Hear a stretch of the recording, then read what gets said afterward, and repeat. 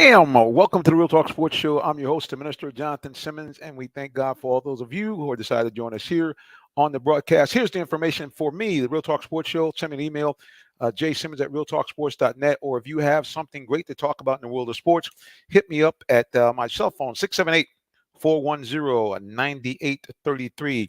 And again, we thank you, and thank you for joining us on this beautiful, if you're in Atlanta metro area, beautiful, beautiful, beautiful Tuesday afternoon and out into Tuesday evening. Temperature still in the mid to high 60s. So great day today. And anytime we come on here to talk about sports, we bring on one of the most beautiful women in the sports talk radio or TV. We refer to her simply as the Queen, Miss Tree Dolman. Welcome back to the show. Hi, Jonathan. Hi, everybody. What's going on, Tree? How you doing? I am doing quite all right. How are you doing? I'm doing wonderful. I even have my shades ready already. Oh, yeah. I know you're happy. Because it was lots of sunshine and smiling faces all through the weekend. Just good stuff. And speaking of weekend, what did you do? Because I know you are our queen of bracketology. So were you glued to the TV the whole time? Of course. I love this time of the year. I was glued to the television. I also was working though, except for on Sundays. I don't work on Sundays, but yeah. So I was doing both, working and watching a lot of great basketball with the men's bracketology and the women's bracketology. And I'm shocked actually to not see you adorned in the maize and gold because your Michiganders pulled off the win. Mr. Dwight Howard. I think a bit of an upset, but Michigan still lives to fight another day. How excited are you about that? That the Wolverines did what they had to do. I mean, I'm very excited. I'm not surprised. I'm very excited because, well, I messed up in my brackets. So I thought in my brackets that I picked Michigan, but I noticed that in my 3 brackets I didn't, which that was definitely a huge mistake because in my mind I picked Michigan because I felt like Michigan was going to do very well in the tournament. As we know, once the tournament starts, we're back at 0-0. So it's an entirely new season. And I really felt like they would go far. And I really love seeing Chris Webber and Jalen Rose and Juwan Howard and the other guys there supporting each other. It was just really nice to see. And I'm so happy. Go Blue. Yeah, so definitely they handled their business very, very nicely. Did what they had to do, pulled off the upset, and they continue to roll on. Also, another big game. They call it kind of the mini version of the Last Dance. 2 of the great coaches of all time in college basketball. Michigan State squaring off against Duke. Tom Izzo and, of course, Krzyzewski playing against one another for the last time. How much of that game did you catch? Because that was another just a historic occasion. Yeah, no, that was another great game, and I hate that my Spartans lost, Sparty and it was a good game, and I do understand that it's always a great game when Duke is playing either Michigan or Michigan State, and I was hoping that the Spartans pulled it off, but I do understand, and I'm happy for Coach K because I do want him to go far in the tournament. I don't know that I want him to win it, but I do want him to go far with this being his last season. Yeah, no doubt. The guy's an all-time legend. We want to see that. Let's go to social media here for a second here. And we got our friend, Mr. Bruce Parker, saying, hey, blessings. Oh, Bruce Porter. Now, I'm going to tell you something about Bruce Porter. Bruce Porter was one of my engineers at WIGO back in the day when we were just strictly radio. So, Mr. Porter, we thank you, sir. He is from the Cleveland area, so he now is feeling some kind of way that Deshaun Watson is now a Cleveland Brown. And yeah, brother, well, blessings to you too, Bruce. And we're doing good, man. Doing great, brother. We appreciate you. From the 216 over there representing the Cleveland Browns. Now they got something definitely to talk about. Is Deshaun I've Watson heard about that too, but we'll keep it moving. Yeah, and actually we're going to talk about that in our football segment, and we have some good news. The Orlando Ledbetter, he was not on last week. For those of you who may not be aware, his dad had been ill, so he had went ahead and went back home to address the needs of his dad. So we are continuing to keep his father in prayer, but I think he's feeling better now. So he said he will be joining us probably about the 8:45 time frame to come on and talk to us a little bit about this stunning news. Definitely stunning. Right. 14-year veteran, Mr. Matt Ryan, a guy who is considered to be, by many, one of the all-time greatest Falcons. 14 years, just has been nothing but a stand-up guy, corporate guy, winner. What anybody says about him, about his arm or this or that and the other thing, just go look at the numbers and look at his performance season after season, and we'll get into that more in depth. But Matt Ryan gone, and so now we've had two shockers, Tree, two Yeah. guys that have been basically the face of their franchises in one fell swoop. In a couple of weeks, both gone. Freddie Freeman first, of course, with the Braves, and then right after that, Matt Ryan now heading off with the Colts. All right, let's go back to social media. Our man Todd, he said, good morning, good evening, everybody. I knew Tyrone was too depressed to come on after Ryan left. LOL. Now, I love it. I'm Todd, just, Todd be going in. I'm just saying, yeah. So we have we're going to have a Tyrone sighting at some point in time. We look forward to having him. Also, we're going to bring in just a little bit a special guest. He's joined our program once before, but we wanted to bring him back. For those of you who are racing car fans, I got some good news for you, boys. NASCAR is back with a vengeance at Atlanta Motor Speedway. The resurfacing, which had some controversy at the beginning with some of the drivers, it was old school NASCAR racing. And we're going to bring on a gentleman that is very highly involved in their marketing and communications, Tyler Head. We're going to bring him on in just a little bit to talk about NASCAR and a spectacular weekend down there at Atlanta's Motor Speedway, where yours truly was in the building. So look forward to having him on in just a minute. Before we do that, we do want to also shift to our Atlanta Hawks. Tree, I mean, it's like being a roller coaster with these guys. What is going on with the Hawks? I'm not sure, but they just need to continue to play through. They have their moments when they're playing really well, and then I don't know. The key word for me is just finish. It's a lot of times they come out really strong and they have this great lead, and then they just can't keep it, and it's just hard to watch. But I want them to play the entire game with intensity and not just at the beginning and at the very end. You have to play each and every quarter with your all and not get excited when you have a lead, because as we all know and as we all have seen, you can lose those leads easily. So it's about playing the entire game and making sure that you finish strong. Yeah, so one of the problems the Hawks continue to have is also their inability for them to really keep leads and to put teams away if Trae Young's not having a good game scoring. We saw that the other day. Trae just had an off night, and the 2 or 3 nights he had off nights has been a real problem with them being able to sustain any kind of offense. They really gonna have to learn how to move the ball around, which they did very well. Ironically, when John and Trae Young were out, they played the way you're supposed to play. They moved the ball around. They were very crisp. Bogey had 30 points. They did. And they looked well, but for some reason they're just going to find that way to play that way. When Trey and John are both on the floor, they have to keep moving that ball around, because that's what they did successfully in their playoff run last year. So again, we look forward to them doing some stuff, because if they don't, they're going to be an outside looking in on the playoffs. Look, guys, I'm going to try to play this clip for you here for just a second as I talk. Like I said, we had a little NASCAR. I'm going to see if I can bring this clip on. One of the great things about covering is that we get a chance. I'm not a big press spot guy. I kind of be kind of close. So our credentials were kind of right there behind the pit crew. And we were actually right behind Bubba Wallace's pit crew when things were going on. And you know how it is. I like to be well-dressed when I go. And so I caught the attention of some of the guys from the 2311 team. And so let's just see if I can get that clip for you here. I'm going to try to share it.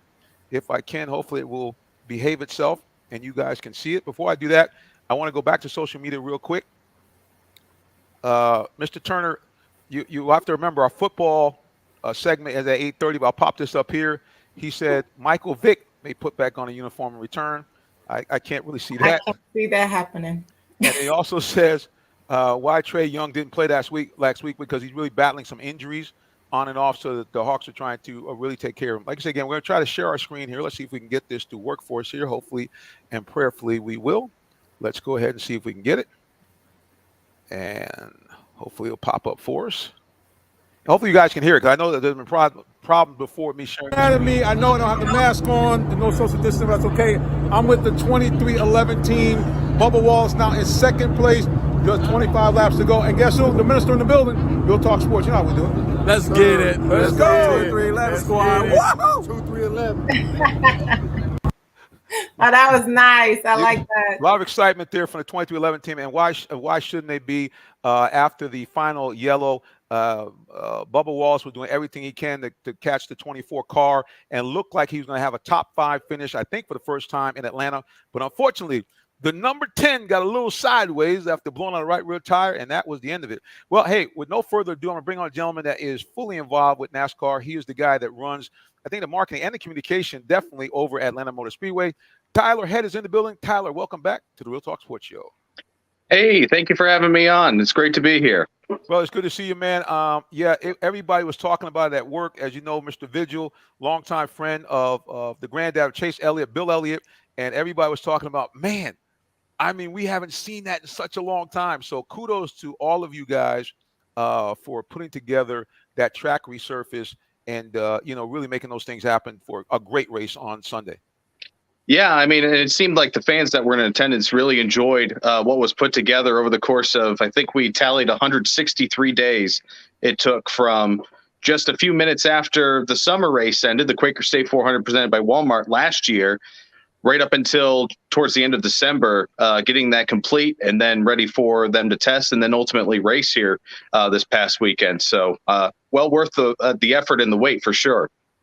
Oh, yeah, it definitely was must-see TV. You know, I tell people I'm not necessarily a big NASCAR aficionado, but I can remember watching, because I'm old, I can remember watching back in the late 70s and 80s. It used to be on the Wide World of Sports, and I just remember these dramatic, just literally paint scraping, guys banging at 180 miles an hour, and we didn't have necessarily that type of intensity, but we did have that type of back and forth racing. And I heard at one point, did I hear the announcer say at one point, these guys were running 4 wide on the track at one point? Yeah. And I mean, it's really tight when they run 4 wide. But yeah, we saw that. We saw 3 wide at times. But I mean, they were double wide just about the entire time that they were racing out there. And you talk about, what you used to see on the Wide World of Sports back in the day from NASCAR. The slingshot was in play, too. We were seeing a lot of drivers setting up a move on each other and slingshotting past, that whole thing that everybody's heard from the Talladega Nights Ballad of Ricky Bobby, but that was a real thing. And it was super speedway racing. And everybody said, if it worked, it was going to be like Daytona and Talladega. I would say that there is some overlap there, but it was definitely super speedway racing with a Peach State twist. It had its own flavor to it. Yeah, no doubt about it. Tree, I don't know if you got a chance to catch any of the game. So Tree is our bracketology expert. So she was had like 8 screens going. She had the women's going on, the men's going on. I don't know if you got a chance even to see some of the highlights, Tree, but it was just exciting to be there and to see really classic auto racing. Yes, unfortunately, I did not. When I was looking on social media, I did see one of my friends was out there and he was posting pictures and videos, and it looked like it was just a great time. Yeah, no doubt. Tyler's really become. It's. I got to tell you, in the last couple of years, it's coming now. This kind of almost. You got this kind of party thing going on down there near the pitch. It seems like there's a lot of energy, and you really guys have something put together. Explain to people a little bit about the fact that you guys have a whole weekend and not just a race on Sunday. Yeah, and that's something that, especially as we're all getting back to live events and, looking for the best way to enjoy our time, we're really cognizant of trying to put together a full weekend for people. So in addition to the racing that we have on Sunday, we also have a couple races on Saturday for the March weekend. But more than that, we've got a bunch of stuff happening in the fan zone. We've got, the canine trick show going on and the pogo dudes. On Saturday night, we had a concert going on in the infield, a bunch of fireworks going off. There were mechanical bulls. I mean, on and on and on. Friday night, we had some plans. Unfortunately, Mother Nature worked against them. But all of that stuff and then more we're planning on having for the July weekend, too. Just trying to add a lot of entertainment and fun things to do for people that come out to the track and stay with us during the weekend, because the racing's a lot of fun, but we want the whole weekend to be memorable. No doubt. I actually got a chance to do something covering for Henry County. They actually were doing something.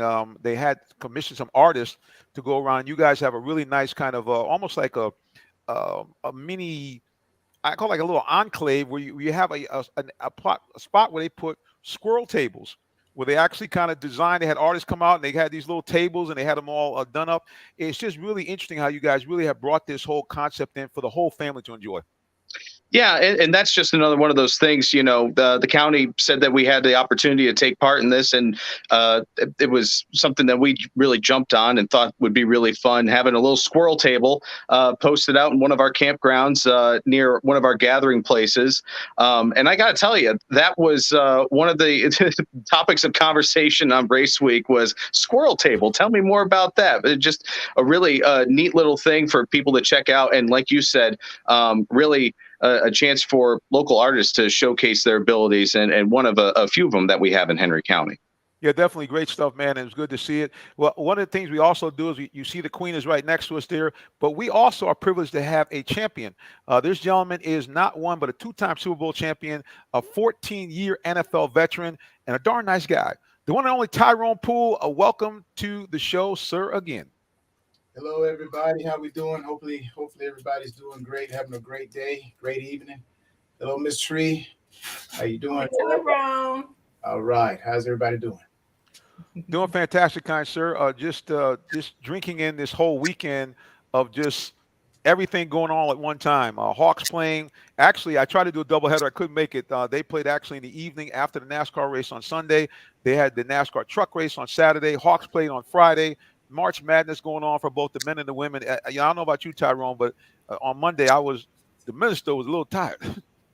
Yeah, believe it or not, I didn't watch sports. I had a lot of other business going on, so but I did catch some of the highlights and I did tune in when I could. But hey, as they say, successful people are always doing things that keep themselves occupied. Well, I appreciate those kind words, Mr. Tyrone. But yeah, a lot of great stuff going on. Listen, we got to get to a break.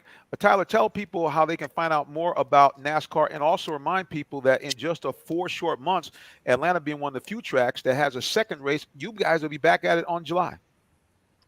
Yeah, best way to get information on the July NASCAR weekend in Atlanta, the Quaker State 400 presented by Walmart, is to head to our website, atlantamotorspeedway.com. We have information on the races that we'll be having, and some of that entertainment that I was mentioning earlier that we've added for the weekend too. We're going to kind of make it a whole Revs and Riffs NASCAR Weekend Music Festival to go in conjunction with the racing.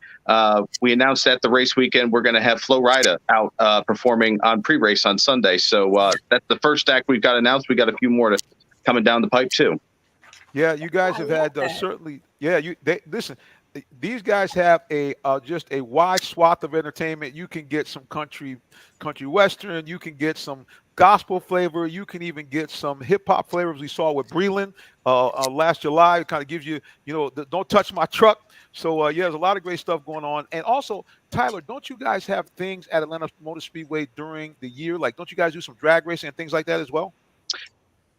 Yeah, well, I mean, right now, just a couple of days after we got done racing with NASCAR, they're ripping up the infield grass on the front stretch, and they're getting ready for Monster Jam here in just a couple weeks. And a week after that, the high-flying Monster Energy Supercross is going to be on the track. So it's just one thing to the next. We'll have our Henry County graduations out on that ball field in May, and some grassroots racing on the quarter mile in the month of June, and then we'll be right back to NASCAR in July. So never a dull moment. Great stuff. Tyrone, you have any questions for Tyler about what's going on at Atlanta Motor Speedway? No, sir. No, sir. Oh, you were just moving something. I saw your hand go up like this. I said, okay, you got a question. There you go. All right. Well, listen, Tyler, again, we appreciate you, and we thank you, and we look forward to being back out there. If not July, maybe even sooner. Awesome. I look forward to it. Thank you again for having me on. All right, have a good one. Bye. That's Tyler Head from Atlanta Motor Speedway. Yeah, a lot goes on there. They do all types of, like I said, drag racing. You can hear monster truck. Matter of fact, they even have a segment where they have the legends, so you can bring your old school car out there and sign off a waiver saying if you die, it's your fault. You can't sue AMS. I'm just saying because, it's auto racing.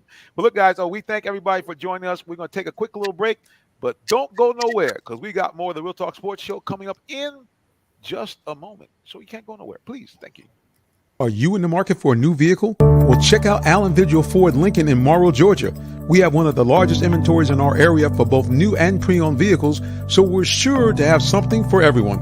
Family owned and operated since 1982, customer satisfaction is our #1 priority. Come see our full lineup of vehicles and find the one that best fits you. Give us a call today, 678-726-5739, or shop us 24/7 online at allenvigilford.net. The day has arrived. It's time to let more people know about your business. You have the right marketing plan and the messaging in place. But do you have the right messenger? Good advertising and promotions need a professional sound so the message can be clearly understood. Don't leave your brand image to chance. Let our team of voiceover experts at CME lend you a hand. Give us a call at 678-304-8121 to find out how we can partner with you to give your business its voice.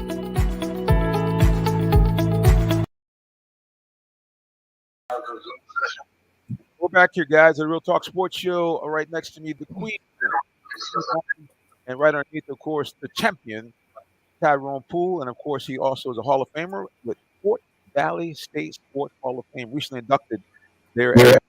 And we'll be looking forward to seeing him actually doing some things with alma mater. And he'll be, I'm sure, as time goes on, telling us some great things as he's able to as the year goes on. So yeah, we are here and just chopping up here. Like I said, big sports weekend. Bracket busters. Tyrone, I don't know if you were able to put together a bracket, and if so, is it busted already? I don't do the March Madness. Okay, there you go. Well, bottom line is mine got busted, I think, on day one, so I just threw everything out and said forget about it. I just have to. Oh, you did a bracket? Because I tried to do one on the ESPN, but it blocked me off. I guess I got in like 5 minutes too late. So I was like, all right, well, I'll just kind of do my own little thing at the house, and yeah, it didn't work anyway. So I just said, you know what, enough brackets for me. I think we're going to try to do something again. We're still going to give you guys some type of award or gift. I got to figure out what that is. I will tell you that already the lovely Miss Tree has got something set aside. So well, you guys, nobody's doing the bracket, so we're not doing anything. All right, so you're not getting no gift. Now there you go. Well, there's nobody to give gifts to. So. All right, let's go to social media again here and see what we got. My man Todd says, all right. He said, preacher, Freeman is the brave country enemy now. So Alex Taylor's were pretty much fake. Said Freeman needs to grow up. I can't read the rest of that. Let me see if I can scroll down here. It's kind of. He needs to grow. Freeman needs to humble himself. And as Tyrone says, humble himself. Yeah. So I mean. Hold on. Where did I say what I said? Humble. No. Yeah. You've said from time to time people need to humble themselves. That's right. It's true. That's in the word. You've been straightforward to say, hey, even to our young host, our young guest last week, you're like, hold on, bro, slow down, young guns. Let's take it easy. I said I'm just joking. Listen, but there is some truth to that, man, because at the end of the day, and we know that oftentimes the relationships, even personal ones, oftentimes things end badly. And it does appear that although we thought it was a business decision that everybody understood, evidently Freddie Freeman is now in his feelings, claiming that the Braves really didn't do him right, and that somehow his agent and he and the Braves had some miscommunication, and that now he's out there wearing the blue of the Dodgers, which of course have been the arch enemy of the Braves for years. So yeah, now Braves country ain't feeling Freddie right now. Now, I can't say this from an athlete. When you trust your agent, that's a lot of trust that you give your agent. Right. And I even remember when I was coming out of Fort Valley, the Detroit Lions. I could have been up in the Motor City. You could have been a lion? Could have been a lion. Detroit. Now, this is my story. So I kind of understand where Fred is coming from to a point, okay? You give your agent the right to negotiate. That's why you pay him, right? Just like your realtor. You pay them to go out and get the best deal. And when they come back to you, if they say that's the best deal, then that's what you go with, okay? So you can go live your life. So Freddie can be with his family and he can spend time with his kids. So he don't have to worry about trying to pick up the phone and call the Braves organization every day. So again, going back to my story, coming out, Detroit was picking, I think, 18th overall. I could have been an 18th pick coming out of Fort Valley State. So Detroit wanted to do an individual workout with me, just them and me. And my agent said no. Now, at the time, I didn't know why. I was just from Fort Valley State. I'm just happy just to be in the mix, man. But now, as wisdom sets in, I look back. I'm like, hold on. Why did he not want me to work out individually for the Lions? Now, I don't know whatever went down. Years have passed, and I really haven't tried to go back and ask that question. But again, like I said, wisdom tells me, and I've seen sometimes that these teams talk to these agents and they say, hey, you know what? we would do this. We would do it's all the good old boy system, you know. So I can kind of go with Freddie on a little bit of what he's saying, like the agents and stuff like that. They do get caught up, and because remember, after Freddie is gone, that agent is trying to build relationships up with that team for the future. That's his job. That's the agent's job. That's how he put food on the table. So if he don't have good relationships with these people who are now pro personnel players who will one day become managers, that's how the system works. So we're just pawns. We're just pawns. But the public gets mad at us because, oh, he didn't do this. So, you know, I'm like, come on, man. Really? Yeah. Everybody's kind of in their feelings. Yeah, at the end of the day, I mean, it's a tough thing because, you know, the guy's been the face of the franchise for 14 years and, 17 years. If you not face of the franchise, he's been with them for 17 years, face of the franchise clearly for the last 10 or 12. So it's tough. You know, I've never been there, never been close to that. Nobody's offered me no $1 million to do nothing. That might come down the road shortly, but not right now. I've not experienced that. So it's just, I guess the whole thing went down kind of crazy because it looked like the Braves were very close to putting everything together. And all of a sudden, just like this whole Deshaun Watson thing, we pick up the paper and bam, all of a sudden you see them sign this guy from Oakland. And but like you said many times, Tyrone, it's a business. It's a business, man. Like I said, a business. like be too ready to throw people under the bus, man. We got to put the whole story together. And the thing about the public, they get one piece of information, and man, they try to. It's almost like taking a spoonful of just a little bit of spoonful of peanut butter, and boy, they try to make sure they spread that thing over every piece of it. You can't do that. You can't. No, you got to get more information, get more peanut butter, so you can actually understand what's happening. And I think we just judge too much off of too little. Yeah, it is kind of crazy, man. I mean, let's go to Todd here again on social media. Todd says, I believe Freeman's wife. Where's the riches in the family? Wink, wink. I'll say that too. I agree with that, and I'm pretty sure Tree will agree. I'll let her speak on it as well. But I ain't gonna lie to you. When I was married, wherever she wanted to live or whatever was best for the family, that's how I made my negotiation. Okay, hey, let's go to this team. Let's go to that team. So I ain't gonna lie. So any man that sit up there and say, you know what, I run my house. All right. Yeah, right. That's all I got to say. Well, the truth doesn't come out. Am I wrong, Tree? Do you have a little say so? You think well, tell the truth. Now, tell the truth. I would tell the truth. So my husband ran my household, but not in the sense of like what most people think. Like we always talked and about everything, and it wasn't just, oh well, this is what I say. No, right? But any man that's married knows happy wife, happy life. So in that sense, yes, because women, we do mostly everything. And so you want your wife happy. And when you have a happy wife, then you'll be happier because she'll really take care of you. So in that sense, I say yes. Yeah. And I get your point about, you know, the man runs the house biblically. Yes, the man runs the house, protector and all that stuff. At the end of the day, when it comes down to it, hey, where you want to buy a house at? Well, right. The wife will say, we need to buy the house over here. You go, all right, that's what she said. That's what we're going to do. So come on, man. I'm just saying, for those who disagree, those are guys who've never been married. Yeah. Happy wife, happy life. That's a true statement. Y'all don't really help me out here. This is what we call a teachable moment. I should be writing some notes down. This is probably why I've been a lifelong bachelor. I probably just didn't get the memo right, and that's why I'm here by my own self. Amen. Well, that's a whole nother story. I might even have a reality show on that, but I ain't gonna talk about that right now. Anyway, yeah. So, but it is true. I mean, I've been in the car business, and I've seen it all the time. I've seen guys come in, and guys tell me, "Look here, man." He said, "At the end of the day, my wife really wants this car." He said, "I like it." He said, "But I ain't gonna say with the color. All I gotta do, man, is make sure the car is paid for properly, and you know she got what she's looking for, and that's it." And the guy just goes on by his business, and then sometimes I don't see him again until we get down to signing some paperwork. But yeah, I mean, so I get it. I do understand that. And really, at the end of the day, I mean, who can argue with that? I mean, what man wouldn't want to have his woman happy?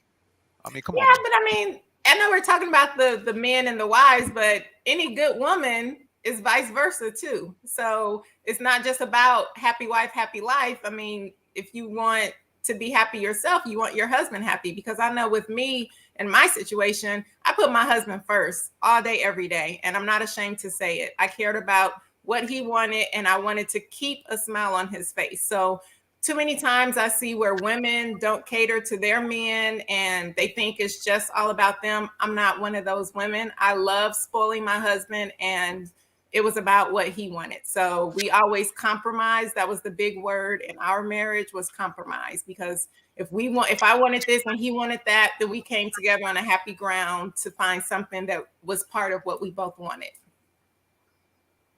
That makes me excited right there. I have to go out there and look for someone that has similar sensibilities. Because that's what you want. At the end of the day, I ain't been married for even 1 minute, so I really don't know. I'm just. Well, hey, He said not even 1 minute. baseball with Freddie, the agent go out and get the deal. Freddie just want to play baseball, and he want the family to be happy. So at the end of the day, that's what we're talking about. Yes. Yeah. Right, Tyrone. Right, and listen, he's a West Coast guy. I get a lot of people forget that because he's been with Atlanta for so long, but he's a West Coast guy.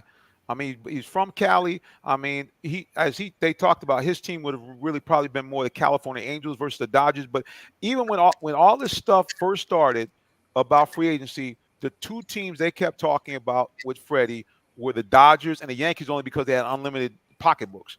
But those are the two teams right off the rip. So I mean, nobody should be surprised that the guy is with the Dodgers. I know that Braves fans feel some kind of way because, like I said, their Dodgers have been their arch rivals for years and years and years. But at the end of the day, I mean, shouldn't be shocked because those rumors are going along about Freddie right off the opening rip. So yeah, nobody should be shocked, because it's just like what Tyrone says. The player is always going to do what's best for his family, period, point blank. And a lot of fans, they only see the baseball part, but they have no clue what's going on with his family, what's going on behind doors, what his family needs are. And they're just going to choose a place that suits those needs for his family. And that's what matters most. That's what's most important, because when the player is happy and his family is happy, then you'll see the player producing more. If a player's family is not happy and he's not family, those issues will interfere with whatever sport that player plays. So you want a happy player. Hey, we need to ask Russell. Ask Russell why Russell Wilson, why he chose Denver. Maybe Sierra told me, you know what? I want to go to Denver. I've never been to Denver. I never lived in Colorado. Colorado. Yeah, and I'm gonna be honest. I mean, I've seen Sierra on several occasions. I probably kind of do what she would tell me to. I'm just saying. I mean, no sense putting a lie out. I mean, I'd probably be. What'd you say, honey? What do you want to do? Okay, no problem. You go ahead and take care of that right now. No worries. I'll get. Okay, right now. Let's go back to social media here if I get any more trouble. All right, Todd said he loves the fact that Chipper Jones threw his boy under the bus. Yeah, because Chipper did kind of basically come out and say, hey, man, you didn't handle it right, and not so many words. So it's never good to see two guys that basically went back to back as face of the franchise kind of get into that. But like both of you know, that's kind of what it just happens, and it's emotional time. And when you've been in place for a long time, this stuff. Let's go back to social media. Fantasy Football Goat Strategy said, did you hear how the negotiations between the Cowboys and DeMarcus Lawrence went? It tells how the owners play good cop, bad cop with the players. And Lawrence actually had to overstep his agent to get the job done. So, Tyrone, like you said, I think you said before, at the end of the day, yeah, you pay the agent, but I mean, it's you. You're the talent. I mean, so at some point, if you decide, hey, I want to do something else, you're going to do something else. Yeah, I agree with that. You do have that right.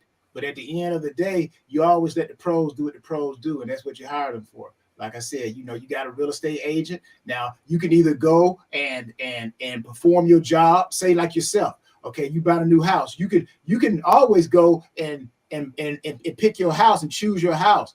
But you also got to work a job from 9 to 5. So do you want to put all that stress on yourself? Or do you hire somebody who's a pro to let the pro do what the pro do, and then you take that information and you being wise, using wisdom, you say, you know what? Compared to such and such, why am I not getting that? Then you send that agent back out into the field and say, hey, you know what? Come back with something better. But you let the pros do what the pros do at the end of the day. True that. Let's go back to social media. Todd says, oh, wow. Can we say the 28-3 hangover is over? Grady is next to go. Wow. Yeah, it could be. I mean, First of all, I'm tired of folks bringing up 28-3, and you're right. We're not gonna hear that no more. I don't hear that Super Bowl score. I was in Houston at the time, and yeah, so we won't be getting those memes anymore because you're right. Ryan is gone. What do you guys think about Grady being traded? I'll go to you first, Tree. What do you think about the ideas that the Falcons might have to get rid of Grady now, who to me was their best defensive player for the last couple of years? Yeah, honestly, like I said, it's just what they have to do. What they have to do. I was really shocked about Matt Ryan, so that threw me for a loop. I mean, there's just been a lot of things that have shocked me that's going on, but only the Falcons know what they're trying to rework in their system. Obviously, they have a plan, and I feel that they need to get rid of whoever they feel that they need to get rid of, whoever's going to be on board with this new system that they're putting in place. Because regardless of the player, if they don't fit in your system, they're not really going to do that well. And so I'm just, curious to see what moves they're going to make, who they're going to get rid of, who they're going to bring in, and hopefully this system that they're incorporating will work for a better season for the Falcon fans. Tyrone, how about you? What you think? You think Grady Jarrett could be next? Well, I'm always a firm believer of keeping your key people. If you're going to win, you keep your key people and you surround them with people that can help them perform better to carry out the duties. In the NFL, I still believe that you stop the run. I believe with the Falcons and Grady Jarrett, I think if you surround him with talent, he becomes even more dominant. Now, my question is, what if he goes to a team he's one of the guys, meaning like he's paired with another great player or a great defense, and then he balls out. Now, what everybody going to be saying? Well, why do we let him go? So I'm a firm believer that you always keep talent. You keep talent in the house because just like the late Al Davis said, he says, I can go get any coach, but it's hard to find great players. So if you got a player who can help your defense, you try to do what you can to keep that guy there. Yeah, that's why we were shocked about Foye Oluokun. Foye Oluokun, guy was one of the top 5 tacklers in the NFL last year, and the Falcons just let him go. Couldn't understand that at all because basically outside of Grady, he was to me really your best player last year. Grady's years, he seemed to taper off a few years, especially with this odd system. So I just don't understand the Falcons thinking, and hopefully they know what they're doing. That's all I can say. Let's go back to that's the hope. And I say this real quick. I think just like in basketball, we say, people are getting the top 3. They're getting, I guess the 3 best players and try to pair them together. Well, if you were to take a defense, I think you got to find the top 4. If you can find the top 4, create your all-star four people, a D lineman, a linebacker, a safety, and a corner. Then I think you got a heck of a defense. So Atlanta already got a good D lineman in Jarrett. So I think if they just pair some other people around him, man, I think, he would show that he's worth his salt. Yeah, Todd talks about on social media, Tyrone, he doesn't fit in with the Dean P system, only had 1 sack last year, no doubt about it. And actually, Deion Jones doesn't really fit in the system either. We go to H.C. Hardy. He said if the Falcons' plans are going after Jordan Davis or a dominant free agent, I think that they will keep him because they want to get away from the double teams. Yeah, it's just like Tyrone said. I mean, the bottom line is if you can find a way to pair Grady Jarrett up with some other players where he's not double and triple team in the middle, I think he'd go back to what you saw in the Super Bowl season and the season after that. A guy that really, think about this, at one point he was being talked about as being one of the top 3 interior linemen behind Aaron Donald. Yeah. I mean, that's how good Grady was playing a couple of years ago. You guys remember that? I mean, he was balling out. Like I said, I could talk on this topic all day long. I played in that 3-4 defense that Coach Pease is bringing here to Atlanta. Okay, and I've also played with players where they switch positions. Okay, they do it on offensive line. A guy goes from guard to tackle, from tackle to guard. Okay, The point is, let's not forget this guy's talented. He's talented. So if he has to move from the interior, from a nose tackle to a defensive end, have him to lose weight, and now he becomes quicker and faster. Again, like I said, that's why a lot of us are sitting and watching Real Talk Sports and not in a room deciding who we're going to draft And that's nothing against nobody. I'm just saying it's a lot. I'm just saying that's why we are doing what we do, because if we were head coaches or personnel decision makers in professional sports, then we would be doing that. So, but it's good to have thoughts and words of wisdom. But at the end of the day, great coaches find ways to bring the best out of their great talent. Very true. That's just like my husband. He was drafted as a linebacker and they switched him to defensive end, and that was the best decision they made for his career. So good coaches see good things and talent, but like you said, they do look for the talent and they can spot that. No doubt. Going back to social media, our good buddy H.C. Hardy talks about the fact that, yeah, so initially when they got Grady Jarrett and Vic Beasley, that Super Bowl season, that's who we got. We saw it in Super Bowl. We saw it in postseason. We saw the fact that Grady was really a difficult guy to stop because he was only being blocked by a single player. And for an interior lineman, he was very quick and very strong. He had a low center of gravity. And, of course, that one Super Bowl year when Vic Beasley was under the tutelage of my guy out of from the Colts. I don't know if you played with him or not. The sack master himself, the master of the spin. Freeney, right.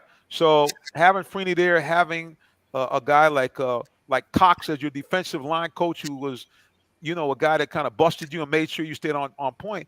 I mean, that Falcons defense, as the second half of the year went on in that Super Bowl year, they actually were pretty good. Now, they kind of wilted under the pressure of having to keep a 25-point lead and the offense not adding more points. But, you look at that team, they really looked like they were poised to have a run. And I really do believe had they won that Super Bowl that year, the Falcons might have actually won the next year as well and really kind of put their stamp on pro football. But that's not the case. And now the great stalwarts from that team, Julio Jones, a legend, Falcon legend, and now Matt Ryan, gone. And speaking of Julio, I'm going to touch on Grady right quick. Let's also remember that football is a sport where you got to have a lot of bodies. Okay, so again, you try to keep your star players. Again, just quoting what the great Al Davis said, you can always find coaches, but it's hard to find great players. Man, you know what? Defensive linemen, they get tired too, so you got to be able to have a deep bench, just like in basketball. In basketball, you will only go as far as your bench. So all sports, you got to have guys who can play roles, backups, okay? So you know what? Again, keep as many great players as you can and go and find other people to complement them. Yep. That's the name of the game. It's a team sport. Go back to social media here. H.C. Hardy said, yeah, Beasley didn't show up or didn't step up. He did. I mean, he just, kind of – there were games where he disappeared. He had games where he had 3-4 sacks, a couple of strip fumbles, and a couple of games in a row he wasn't doing much anything. Todd says Grady is tradable. He said, let's go find that jewel in the draft. I want hungry guys. Grady lazy. Watch the games. He's lazy. Wow. But Grady was that guy. That same thing they probably said, people were saying before the Falcons drafted Grady. Let's trade whoever they had back then, and let's go get Grady Jarrett. Now Grady has come here. Well, let's get rid of Grady Jarrett, and let's go find it. That thing is just like Adam and Eve, man. It's like it's always going to be somebody blaming somebody. That's an interesting spin on it there, Tyrone. He said, well, I'm going right to the beginning. I'm going back to the beginning. It just all jumped off with Adam and Eve.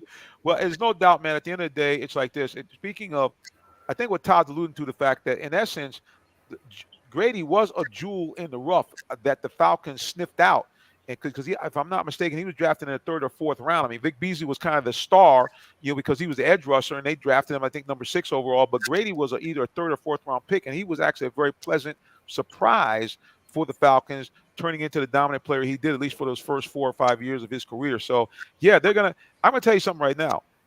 This current regime, if they don't get this next draft right, these guys are going to be under some heat. Because as much as everybody killed Dimitroff, that guy, this and that, yes, he did have a problem drafting interior linemen. But if you go back and look, he was the architect, along with okay,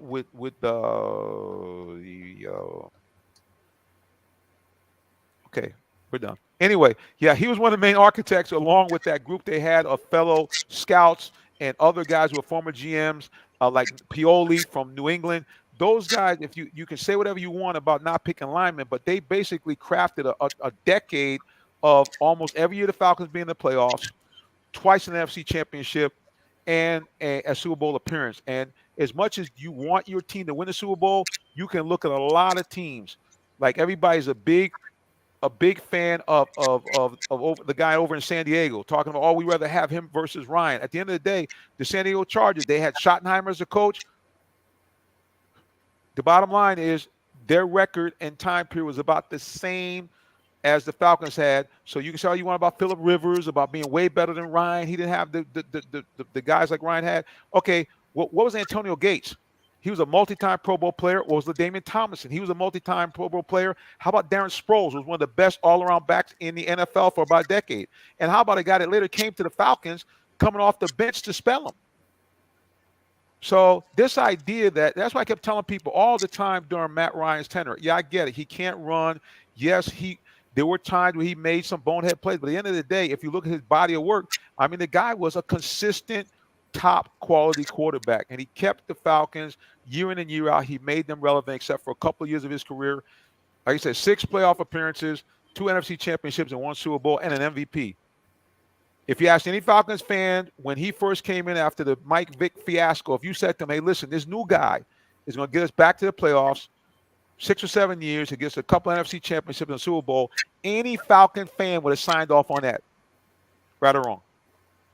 Oh, yeah, that's right. But you're excited that he's gone, right? Because you wanted a new quarterback. No, what? No, wait a minute. Wait a minute. I wanted a new quarterback to succeed him properly. I didn't necessarily say you had to trade the guy because I've said all along, the guy's a decent player. Tyrone. Oh, here we go now. Here we go. Go back. Last year when we were talking about the draft, who was the main person who kept saying we need to draft a quarterback to replace Matt Ryan because he didn't have an arm and he couldn't throw the deep ball. I still think hang on. Hey, Tree, do me a favor. Raise up your right hand and point your finger to the right side. Put it in front of your face. There you go. There you go. That's the culprit right there. Jonathan Simmons. That's him. There you go. He was the guy. Thank you. So that's why I'm just shocked that he's like, oh, what? I mean, I was the one that kept saying it's not Matt Ryan. And don't get me wrong. I'm not saying, Jonathan, you didn't say that because you probably did also. You did always give him his props. You did. So I'm not saying that you didn't. But you really wanted the Falcons to draft a quarterback to replace Matt Ryan. Right. So that's why when I saw that he got traded, I was like, oh, Jonathan's going to be so happy. But he finally got what he wanted. Here's the thing that makes me mad. They really didn't get anything for him. I mean, this is what the Falcons do. Let's look at the two teams. Let's go to the Braves. Talking like a politician right about now. Wow. You know, probably did, but then he tried to come with. Wow, that's how we're gonna do it now. Wow. They call him a politician. Which city are you running for? State? What city you trying to represent? I'm trying to be a commissioner. Vote, man. Yeah, I'm trying to be a commissioner. You see, I got my politician suit on. You see me, bro? I got my suit on, the light color suit. I'm ready to go. Let me get that full screen. Listen, vote for me. I'm here to make sure that all of your needs are met. Like I got the wrong glasses. A vote for me means a vote for great things happening in your community. Remember, vote for me, Jonathan Simmons. Contact me, 678-410-9833, and your vote will be real spent with me. Amen. All right, that's enough for my campaign promises. Yeah, I mean, at the end of the day, did I want Matt gone? I did, because I think that the NFL, like college football, has changed to you need at least a somewhat mobile quarterback. And Matt, I'm not trying to say he couldn't run, but he just never wanted to run. I'm going to pull up some of my old questions to him, and he just didn't want to do it. And I told him, I said, Matt, it's on paper. When Matt would run the ball 4 or 5 times a game and get at least about 20 yards, the Falcons usually would win. That's the way it was. Because 2 reasons. Number one, usually those were key first downs. And number 2, it energized both the fans and his fellow players. I mean, at one time when he scored a touchdown and scrambled around, you would have thought they won a Super Bowl right then. You energize your team. But he also wants to stay healthy. And so I have no problem when quarterbacks are not running, because we all know football is a very dangerous sport, right? And there's a lot of injuries. And the more that the quarterback runs, the more chances of him getting injured and ending his career sooner. So I have no problem when quarterbacks choose not to run. To me, that's not a problem. You know, and I want to add on to what Tree said about being healthy. Now, you know, we can say everything we want to say about Matt Ryan, but when from the time he took center and took over until the time of the last snap last year, can anybody tell me how many times he's been injured? He's been injured. I think twice. I'm gonna guess two. There you go, Tree. He basically, this is his injury list. From 2007 when he took over until last year, he had a pedal toe, turf toe, a shoulder AC joint sprain, pedal ankle sprain, pull, a grade 1. So based off of last 3 years, I looked it up. He was sacked like 40 something times in the last 3 years or so. So the guy, to me, he's doing something that is keeping himself healthy, just like we talk about Tom Brady. So, yes, the guy's going to be smart. He's durable. And I think going to Indianapolis, I bet we're going to see something great from Matt Ryan that people are going to be like, oh, that's the Matt Ryan from 2012. That's the Matt Ryan from such and such and such and such. So I think he's going to have a great year up in Indianapolis because he's surrounded with some great players. They got a great running game. They got a good tight end, and they just picked up a couple of wide receivers. So, and then you got Frank Wright, you know, who is a quarterback guy himself. So I think Matt Ryan will do some great things up in Indianapolis. I do too. I was saying the exact same thing. You all know I kept saying when everybody was talking about, oh, we need to get rid of Matt Ryan, we need to get him, and I kept saying he is not the problem. So I feel like it's going to be similar to another situation with Matthew Stafford. I don't think Matt Ryan will win a Super Bowl, but I do think that he is going to go to the Indianapolis Colts, and I think that he is going to have an outstanding season, and people will see that he was not the problem. And then the Falcons fans will feel just like the Detroit fans. So we'll see. But I agree with you, Tyrone. I do think that he is going to do some great things in Indiana. No doubt. Well, you know, it's Falcons time. I'm telling you people now who are watching, I also warn the people on Roku, we're going to use a little bonus time. We'll probably go to the 9:05 because we want to go ahead and get our expert. You know, he's the man that we call anytime we have a question about the Falcons. He is the embedded beat writer for AJC Sports for the Falcons. He is a decorated and award-winning sports writer, and he is Esquire par excellence. The one and only D. Orlando Ledbetter is back. Welcome back, sir. Hey, thank you, Reverend. Thanks for having me on the show today. Hello, Yes, sir. Tyrone and Mr. Tree. Well, good to have you back. First of all, sir, I want to touch base with you. I think the last time we had communicated, Big Dad was feeling a little bit under the weather, and you went out to visit him. How is he feeling? He's doing much better. He definitely is in a fight and so forth, and he said he's up for it. So we just appreciate you asking about him, and we'll wish him well in this fight right now. No doubt. We continue to pray for him that he would recover. I know he's a tough guy because I see his son handle his business, so I'm assuming that the DNA is strong. So we look forward to getting a good report down the road. Let's go to social media because everybody's waiting for you, D-Led. Okay, Todd said, write this down. I believe the Falcons are going to pick Malik Willis, the quarterback from Liberty, at 8. After his tryout today, he wowed the crowd throwing bombs. H.C. Hardy also said, I just hope that the staff does their due diligence and are signing talented players, and because they're familiar with them, but because they play for them. For example, Mari Oda. Well, D, let him have you kind of speak to that. First of all, your thoughts. You covered Ryan, obviously, these last 14 years, actually all the 14 years. Your thoughts about him leaving and his legacy as a Falcon. Yeah, I you know, the day was coming. It was a little bit sooner than I had anticipated because they had said they were going to build around around him and then drop in the quarterback of the future later. But things got accelerated when they tried to sign Deshaun. And, you know, they ended up in a situation where Matt Ryan was like, hey, I might as well go. Y'all don't really want me here. Matt said, I talked to him today, and we have exclusive story up on AJC from Matt Ryan, too. So he was like, hey, I didn't like some of the things I heard. Well, you know, yeah, I heard him say that. Yep. That's the way he's like. It's this business and so forth. And so he thought about. He actually Deshaun goes to Cleveland on Friday. The Falcons think they got him. Quincy Avery's in the mix, all that, the quarterback guru. And then Saturday, Matt Ryan meets with the coaching staff. See, if there's a fit, can he flow with them? And he could. And by Monday, he figured, hey, I might as well go to New Indianapolis where I'm wanted.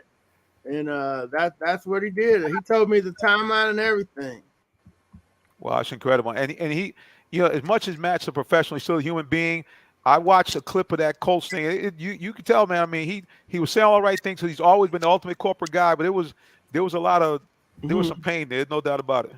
Yeah, and he told me, he was like, yeah, it's some disappointment. That's a human reaction. I was like, well, how did it go down when you knew you were leaving? And he's like, yeah, I was disappointed, but I concluded that it was time to move on.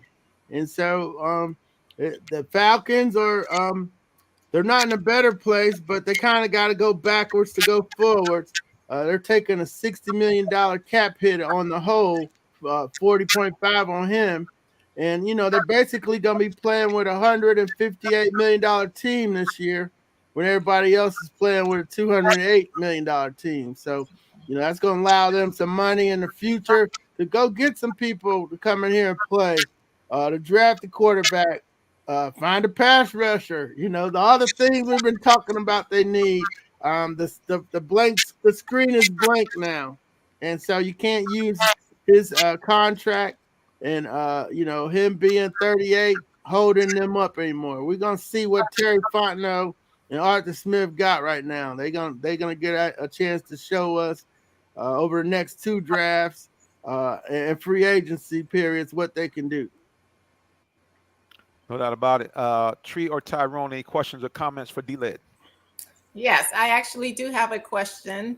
I was really surprised. I don't want to say surprised because I did feel like Deshaun Watson was pretty much going to head to the Atlanta Falcons. I do know that the Cleveland Browns offer him a guaranteed contract, and I'm pretty sure that most players would go where the guaranteed money was. But do you think that was the only thing that changed it? Do you think that we were really number one in his choice, or how do you think that process was going before Cleveland offered him the guaranteed contract? Yeah, I had heard today that the Saints had threw in the towel. They were conceding that he was a done deal. He was coming to Atlanta, and then the agent, did a walk around before he signed with the Falcons. Like, hey, anybody got any unreadiness? And the Browns they had the unreadiness. They were like, hey, we got the money, we got a team. We went to the playoffs last year. We almost knocked out the Chiefs. Why is he going to go to Atlanta and beat his head against the wall for 2 years and maybe be good in a couple years? So, and here's some money, by the way. So, here's a big boatload of cash, and we got a squad up here. And so eventually the football part of it won. The kid, I was hearing he didn't want to go to Cleveland. It's cold. He hates the cold. But hey, when your contract's fully guaranteed, we can buy you some Long John. That's a good point. and keep the heat nice and turned on in the house and the car. No doubt about it. Before I go to Tyrone, let's go to social media real quick here. H.C. Hardy was getting on me, talking about Mr. Simmons, tell the truth and shame the devil. Todd said, Marcus, the one we signed, hurt was first of the year, didn't play much of last year for 8 games. He said, terrible selection for the Falcons, Marcus Mariota. Franks, I'm afraid will play most of the year. And then, of course, Todd had to say, I'm so glad that Ryan is gone. And then he will be shocked at Matt's arm strength tree in a bad way. Okay. Yeah, good for Todd. But Harry Davis made a point. Harry Douglas made a point today when I talked to him. He addressed the people like Todd that wanted to bash Matt Ryan. They were like, you got to give him his respect. You got to give him his due. Yes. They were they were in the dumps when he got here. He took them to the playoffs as a rookie. They had never had back-to-back winning seasons. They had never been number one seed in the playoffs. You only been to Super Bowl once. So, however you feel about Matt Ryan over the last few years, you got to give him his respect. And so anybody like Todd that's coming for Matt Ryan, to me, I kind of like, oh, back up, pump the brakes, yo. You want to hear you missed the previous 40 years. This was the greatest era in Falcons football. And you know, they didn't get a trophy for it, but they were competitive every Sunday for most of those first 10 years. Last 4 years, you know, hey. Yeah, I even say it like this too, adding on what you're saying, D-Led. I've learned from a wise person. He says, whenever some person becomes an ex-employee, ex-wife, whatever that is becoming detached from, it becomes on the hit list. So anybody ever experienced anything like that? You know, you always gonna talk bad about what you're leaving or who's leaving from you. So, like you said, D-Led, I agree 1,000%, man. But my question to you, D-Led, I know the answers to this, but I want to see if you can use your expertise to break it down to people even more. When they talk about dead cap space, now everybody say Matt Ryan is gone, and man, the Falcons got all that money they were going to pay him. Now they don't have to pay him. Well, that's true, and it's not true. Can you explain a little bit about that dead cap to people? Cap money is the money that he was already paid, the bonus money, the roster bonus, the guaranteed, that 7.5 million he was going to get at 4 o'clock on Monday. The money that they already paid, they were able to spread it out over the contract. But once the contract is gone and traded, all that money accelerates into the current year. So he had 40 million and 40.5 million that he had already received from the Falcons that came back up into this year's salary cap. Now the 24 and 24 that the coach are going to assume that goes with him, but the bonus money stays with the team. So that's what happened. That's the $40.5 million hit that they had to take this year to get rid of Matt Ryan.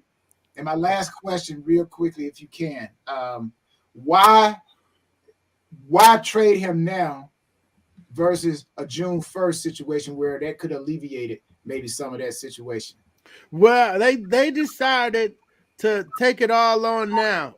You know, and you got to understand where Terry's coming from. He's coming from the Saints, where they've been backed up again. They had to get 30 million under the cap just to get into the Deshaun Derby. And I'm thinking they're like, hey, we ain't really rebuilding this team without our salary cap space. So we're going to go ahead and bite the bullet this year, roll Marcus Mariota out there, get a quarterback, build a team out, and drop a quarterback in there when this team is ready to go. Next year, we'll have money. We won't be signing these value guys in free agency. And we'll have Malik Willis, who's the hottest young quarterback in the league, or Kenny Pickett. I know the Reverend wants Malik Willis, so I'm gonna wish that for him from now on. Well, D-Led, you're kind of confirmed with every buzz that's going around here. Todd mentioned that earlier. The thought is that Malik Willis, especially after that bombshell that he put on earlier today, that he would definitely be a favorite at number 8 if he's still available. Let's go to social media before we wrap everything up. Okay, Todd says, D-Led, Falcons Nation is wondering what is going on with Watson. We know, was this Mr. Blank just wanting him to fill seats, or were Terry and Coach Smith actually really on board with this? I mean, was this really an Arthur Blank driven thing, or did these guys say, hey, we're going to take a shot from the football point of view as the the two guys that kind of run the football decisions? Yeah, it's my understanding it was a Blank thing. And Quincy Avery was a key figure in this, because they were sitting there minding their business, and they're like, hey, where are the Falcons? So Blank here's that, and like, hey, here we are, let's go get in. So his people put together a great presentation, almost pulled it off. Then we would have had another problem with Deshaun and the 22 sexual some say indecency, some say assault cases. So some of them are indecency, some of them are assault, according to my attorney friends in Houston. So we would have been dealing with that. It was like, hey, you getting rid of the model citizen of your franchise, and you getting a kid in here that It's a civil case. We don't know if he needs help. Nobody's been convicted. We know civil cases are about money, but it would have been an issue. And they're dealing with that in Cleveland now, not Atlanta. Well, as someone said last week, had Deshaun come to Atlanta, certainly he would not have to go on Instagram because my understanding is here in Atlanta you have multiple massage entities that you can go and get yourself taken care of. So if he'd come here, that would have been one thing off the table. Let's go ahead to fantasy football GOAT strategies. He says the Falcons are on tank watch for Bryce Young next year. He says also, Todd says D led 4 straight losing seasons. Is not personal. Matt's a class act. He lost confidence, lost his way. I'm glad they're getting a new start. Yeah, look, Treat and Tyrone rightfully reminded me that I have been asking for Mr. Ryan to, at least step down so we could have a mobile quarterback here. I just think the Falcons kind of bungled this thing up. They could have put this together where they surely could have gotten, I think, multiple draft choices and maybe something in the second round, not just a third round draft pick from Matt at this particular juncture of his career. So, yeah, I just think they kind of bungled it up. And really, you got to kind of blame, Arthur Blank and his quest to try to get people back in there kind of, overriding the football guys. So, I don't know, D-Led. Hopefully these guys know what they're doing, and if they do know that Mr. Blank will leave them alone. That's all I can say about it. Yeah, well, that's where this whole collaborative thing comes from. They're like, oh, we're going to collaborate and blah, blah, blah, so you can't place the blame in one area. Let the football people, that don't work in the NFL. I don't know. Pittsburgh doesn't have that model. Baltimore doesn't have that model. New England certainly doesn't. If you got good people, let them do their job. And if the coaches, what happened was, when Smith was here, they drafted all those linebackers that year, and Nolan didn't like any of the linebackers. So he cut all the linebackers they drafted. And, in a business sense, that don't make a lot of sense to the owner because, we drafted them. There should be some value there. But if they can't play, then the scouts did a bad job. So the scouts got to go, the players got to go. But somehow he figured out that the coaches had to go because they didn't like the draft picks. And so here we are. Here we are trying to, figure it out in 2022, after a pandemic, and they're trying to put a winning football franchise back together. Well, one piece of good news is that we've seen the Falcons strike the mother load. We certainly saw in 2008 where they hit Ryan right in the head. Rookie year, guys comes in. Falcons, I think, win 10 games. And ironically, someone pointed out that his first pass to the Falcons was a touchdown, and his last pass was as a Falcon was a touchdown. And then, of course, we know in 2011 making the Julio Jones move, and then in 2015, putting together really that 2 drafts. I think it was 15 and 16, where they put together a team that went to the Super Bowl, and really, had they won, I think could have won another one. This team had a great roster. So, it doesn't take long to get things put back together. Well, one thing we got to put back together, I got to get back on schedule. I'm past the bonus time, so we got to wrap it up. But you know how we do it? Before our guests leave, we want to make sure that you guys know how to find out more about them. So, the Orlando Ledbetter, the floor is yours. Thank you, Reverend. You can find me on Twitter at DOrlandoAJC. I got my blue check mark back, so I guess I'm officially big time. AJC.com on Instagram at DOrlandoLed. Thanks for having me, Reverend. Appreciate it. You all take care and have a great rest of the night. Didn't have to ask it. He know about it, baby. Yes, sir. And listen, the Q Dogs were out in mass force at NASCAR. Checking that out. And guys, before you go, look on the ticker. There it is. That is the blog right there. You see it. Please copy it down. AJC.com/sports. Atlanta Falcons blog cover 9 at 9. The Orlando Ledbetter. We thank you, sir, for joining us. God bless you. See you again soon. Thank you. All right, D-Led. All right, Mr. Tyrone Poole, the floor is yours. All right.